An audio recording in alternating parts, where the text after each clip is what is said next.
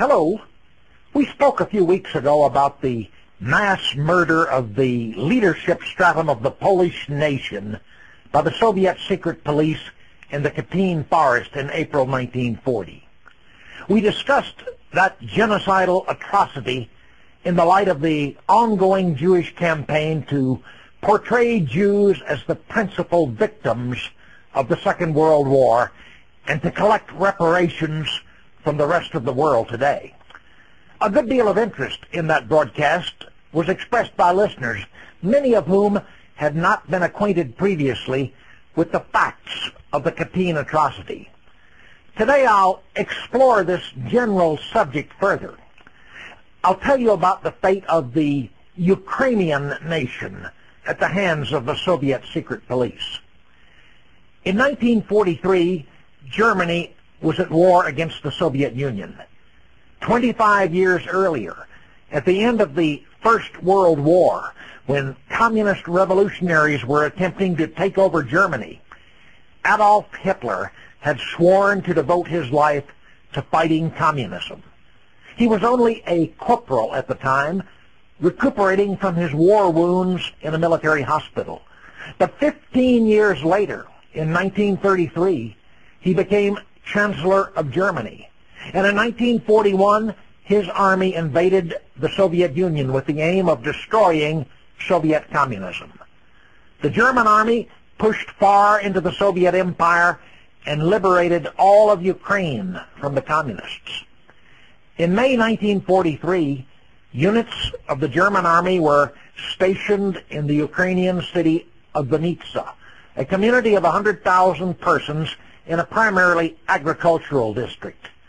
Ukrainian officials in Vinnytsia told the Germans that 5 years earlier the NKVD, the Soviet secret police, very similar to our FBI, had buried the bodies of a number of executed political prisoners in a city park. The Germans investigated, and within a month they had dug up 9,439 corpses from a number of mass graves in the park and a nearby orchard. Unlike the Poles murdered in the Katyn forest, all of these bodies found at Vinnytsia were those of civilians, most of them Ukrainian farmers or workers. The bodies of the men all had their hands tied behind their backs, like the Polish officers at Katyn.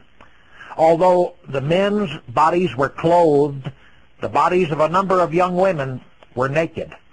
All of the victims had been shot in the back of the neck with a .22 caliber pistol, the trademark of the NKVD executioners.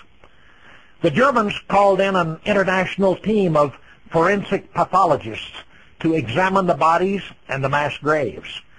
The international team, which included pathologists from Belgium, France, Netherlands, and Sweden, as well as from several countries allied with Germany, examined 95 mass graves and conducted a number of autopsies, including the autopsies already performed by Ukrainian medical personnel in Vinnytsia.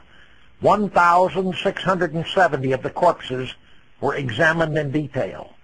The identities of 679 of them were established either through documents found in their clothing or through recognition by relatives who flocked to Vinnytsia from the surrounding countryside when they heard that the graves had been uncovered. The authorities estimated that in addition to the 9,439 bodies exhumed, there were another 3,000 still in unopened mass graves in the same area. The international team concluded that all of the victims had been killed about 5 years earlier, that is, in 1938. Relatives of the victims who were identified all testified that the victims had been arrested by the NKVD in 1937 and 1938. The relatives had been told that those arrested were enemies of the people and would be sent to Siberia for 10 years. None of the relatives had any idea what the reason was for the arrests and testified that those arrested had committed no crimes and were engaged in no political activity. As I said earlier, Nearly all of the victims were farmers or workers, although there were a few priests and civil servants among them.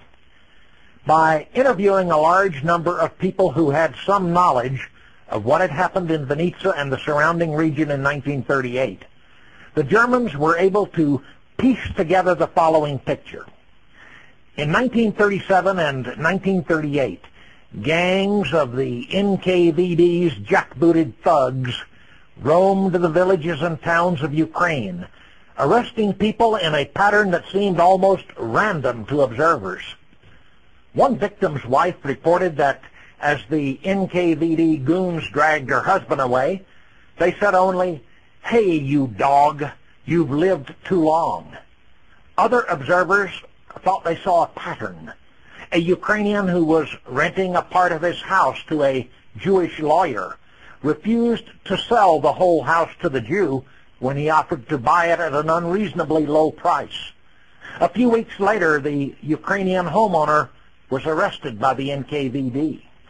Another Ukrainian who had threatened to beat up a minor communist functionary who made a crude pass at his sister was arrested shortly thereafter.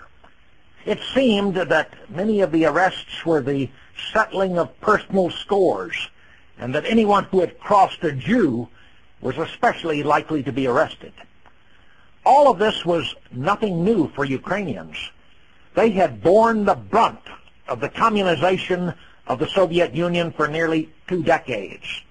Ukraine was primarily an agricultural nation, a nation of farmers and villagers, and as such was regarded with suspicion by the Jews and the urban rabble who filled the ranks of the Communist Party. The Communists championed the urban workers, but they wasted no love on farmers and villagers who tended to be too independent and self-sufficient for communist tastes. During the Civil War, which followed the Bolshevik Revolution of 1917, the Ukrainians wanted to opt out. Ukrainian nationalists wanted no part of the Soviet Union. In 1921 and 1922, the Red Army occupied Vinnitsa, and Ukrainians were butchered wholesale by the Reds in order to kill the Ukrainian nationalist spirit.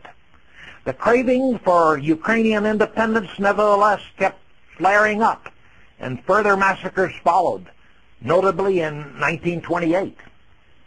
Ukraine was the stronghold of the kulaks, the independent farmers and small landowners, always regarded with special hatred by the communist bosses.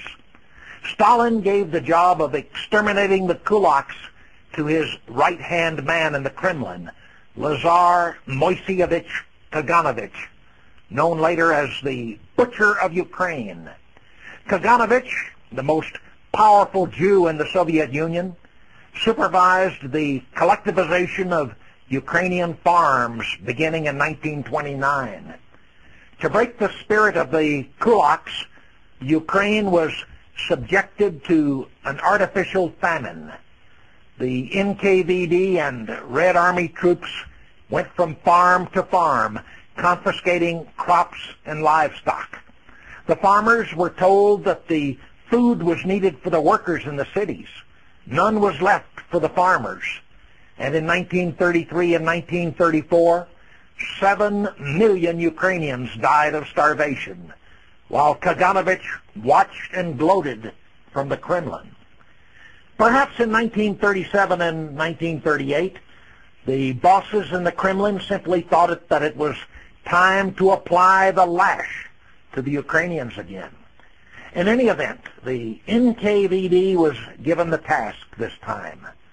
The NKVD was even more Jewish than the rest of the Soviet communist apparatus. The commissar of the NKVD until September 1936 had been the Jew Genrikh Yagoda, and he had staffed his instrument of terror and repression with Jews at every level. And those who were not Jews were the worst sort of Russian and Ukrainian rabble, the resentful louts and ne'er-do-wells who saw in communism a way to get even with their betters. In any event, the Ukrainians were fully aware of the preponderance of Jews in the secret police, and they suspected that there was a Jewish angle to the pattern of arrests in 1937 and 1938. And indeed, it did seem as if the Talmudic injunction to kill the best of the Gentiles were being followed. For those who were arrested seemed to be the most solid, the steadiest, the most reliable and irreproachable of the Ukrainians.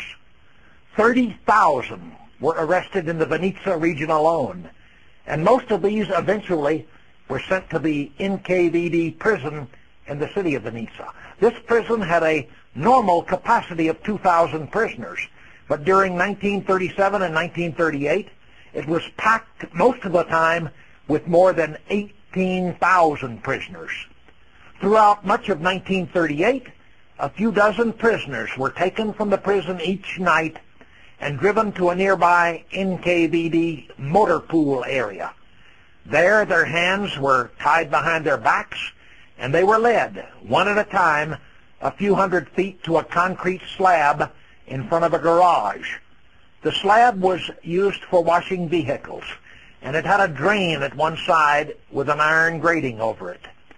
Just as the prisoners reached the edge of the slab, they were shot in the back of the neck, so that when they fell onto the concrete, their blood would run into the drain. This was what the NKVD men jokingly called mokri rabota, wet work, and they had had plenty of experience at wet work. A truck parked next to the slab kept its engine racing so that the noise of the engine would cover the sound of the shots. While the next prisoner was being led up, a couple of NK